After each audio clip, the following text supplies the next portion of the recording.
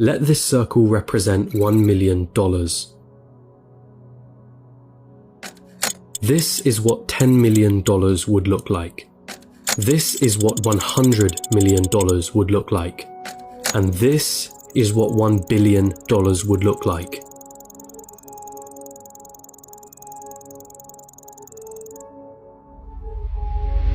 Jeff Bezos, the founder of Amazon, has a net worth of 117 times this number.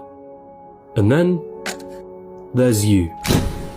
You're probably working a job right now, one that you got from the degree that you studied for in university. You probably don't have much in savings, your living expenses seem ridiculously high, you feel as though you're not paid enough, you have credit card debt that needs taken care of. Maybe you're a student, studying for a degree that you hope can land you a job that you hope can bring in some good money. You probably don't have any savings, only a pesky student debt hanging above your head. Wealth? Getting rich? That all seems like a distant dream. How did they do it, you ask yourself? Seeing all those millionaires, billionaires, especially the ones who got there at such a young age, it baffles you, it makes you angry. They got lucky, they were born into wealth, they cheated their way to the top. That money doesn't make them happy. Money is evil anyway. I'm not smart enough, I'm just unlucky. Those dreams you had of buying that mansion, your favorite sports car, paying off your mortgage, traveling around the world, they'll forever remain that way. Just dreams, nothing more. Nothing less. You come to the harsh realization, it's a rigged game. It's been a rigged game from the start. And you're on the losing side of it. But what if I told you you were wrong? What if there was a way of getting there? An actual equation to wealth, a science behind the way money works. What if you didn't have to abandon those dreams of paying off your parents' mortgage or traveling around the world? Would you call me a liar for saying so? I promise that I'm not, and by the end of this video you'll understand. There's a side to the coin that you're not being shown. But I warn you, the road is tough. It's filled with struggle. It's filled with ups and downs. It will mean swallowing some difficult truths that the school system and society haven't told you yet. And let me be clear, there are many of you who will not make it to the end of this road. But for those of you that do, at the end of this road lies wealth beyond what you thought you could attain. At the end of that road lies the freedom of never having to worry about money again. So, are you with me?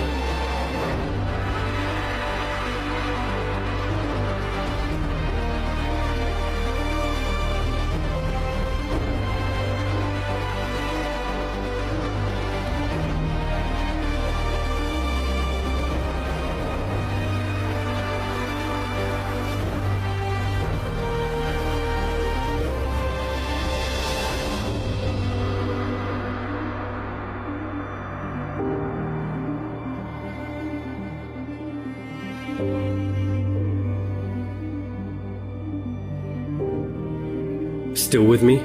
Then let's not waste any more time.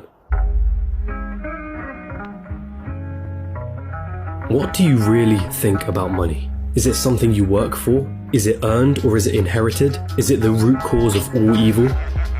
Are you desperate to have more of it? Have you been chasing it most of your life? Truth is, most of what you think about money has been influenced by your upbringing and environment. If you were born into a family that didn't have much money growing up, then you're more inclined to believe that you too will not grow up to have much money. Or perhaps you went on the complete opposite end and decided to make as much money as you can so that you will never be in that position again.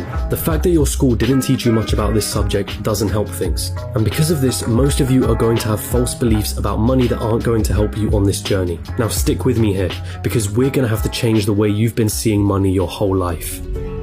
Hollywood has always had a habit of depicting the wealthy and rich as evil, backstabbing, entitled, or corrupt individuals. If you won't get me a squirrel, I'll get one myself. Question is, have you bought into that stereotype?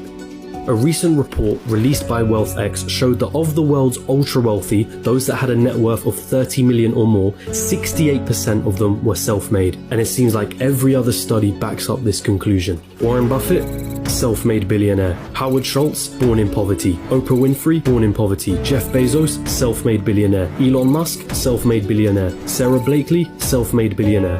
What is it that these people know that you don't? Truth is, your equation is all wrong. Here's the two-dimensional equation that you've been taught. Money equals salary earned from a job. Past a certain point, the prospect of getting a job becomes the sole purpose of your education. So what's wrong with that, you ask? I'm gonna assume that if you're watching this, you want to make money, a lot of it, and in as short amount of time as possible. If that is your goal, then this equation for generating money will never get you there. We all have one precious resource, the most important resource of all, and once it's gone, there's no way of getting it back. That resource is time. In a standard job, the amount of money you earn is dependent on the amount of time you put into that job.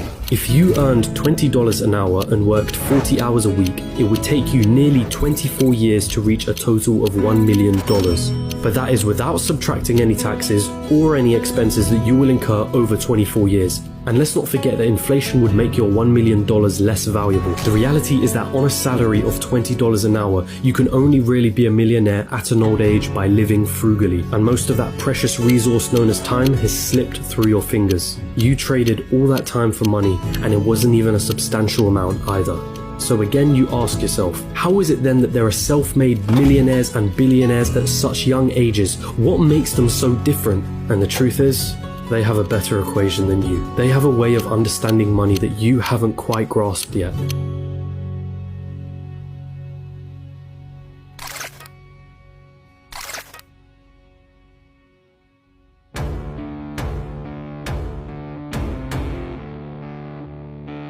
Pay very close attention now. Stop chasing money.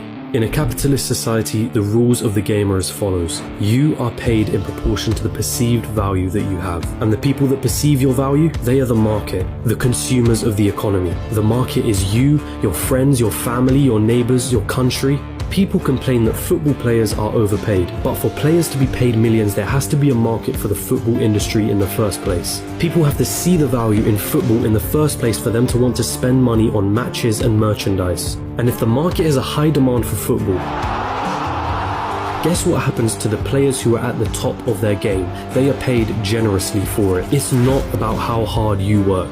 The cleaner that's sweating and tiring himself out every day is paid far less than the accountant sitting behind a desk. Why? Because the market perceives the value of what the cleaner does to be far less than the accountant. As harsh as it may sound, the cleaner can be replaced by anybody. It isn't difficult to learn how to do his job, and therefore the market will not pay him more than the accountant, the guy who spent years studying numbers, the guy who has saved his clients thousands on their taxes. But even so, we just discussed how getting a job isn't the right equation to amassing a great amount of wealth in a shorter period of time. So then how can we increase our perceived value? What is it about people like Elon Musk or Jeff Bezos that makes their perceived value so high? The first step to this equation of wealth is quite simple. If you want money, solve problems. If you take a second to digest this statement, you'll realize that just about all money runs from this basic premise. If it solves a problem, money will be thrown at it. If it's $1 million problem, then the solution will make you millions. If it's $1 billion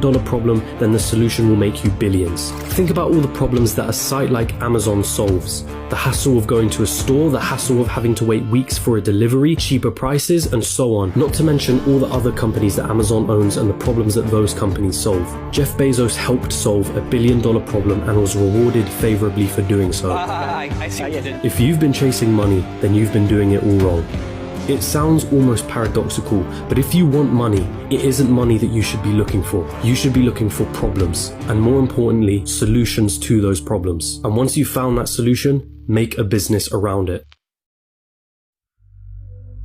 Wait, so that's it? Just solve problems and money will appear? So I'm gonna have to create the next Amazon for me to be rich, or the next Facebook or Google? You've got to be kidding me, right? I don't even know how to code. I don't even have the money to start something of that scale. Hold on. You're once more going into old patterns of thinking. Start with a problem. Always start with a problem. Listen to the market around you. What are people saying they don't like?